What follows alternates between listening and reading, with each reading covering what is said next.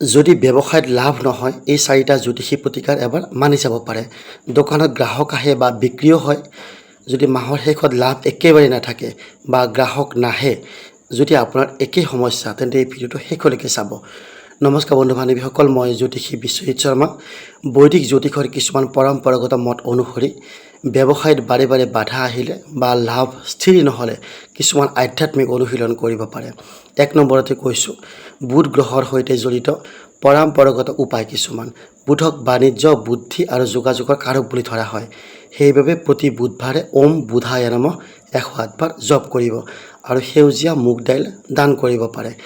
এইটো বুধ গ্ৰহৰ অনুকূলতা কামনা কৰা এক পৰম্পৰাগত অনুশীলন। 2 নম্বৰ, শনিবাৰে পিপল গছৰ তলত সৰিয়হৰ তেলৰ চাকি জ্বলাব।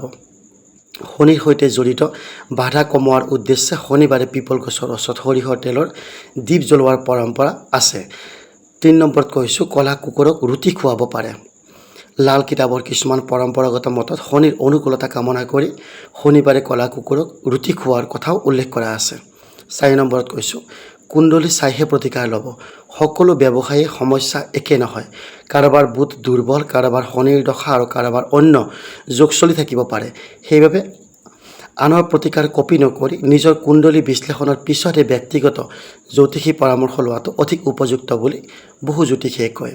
শেষত ক'ব বিচাৰিছোঁ, মনত ৰাখিব, জ্যোতিষ এইবোৰ পৰম্পৰাগত বিশ্বাস হয়। সফল ব্যৱসায়ৰ বাবে পৰিকল্পনা, সৎ ব্যৱহাৰ, সঠিক সিদ্ধান্ত আৰু নিয়মীয়া পৰিশ্ৰম সমানেই গুৰুত্বপূৰ্ণ। যদি আপোনাৰ ব্যৱসায়ত বহুদিন ধৰি একে সমস্যা চলি আছে আৰু ব্যক্তিগত কুণ্ডলী অনুসৰি পৰামৰ্শ বিচাৰে, তেন্তে মোৰ লগত আপোনালোকে যোগাযোগ কৰিব পাৰে।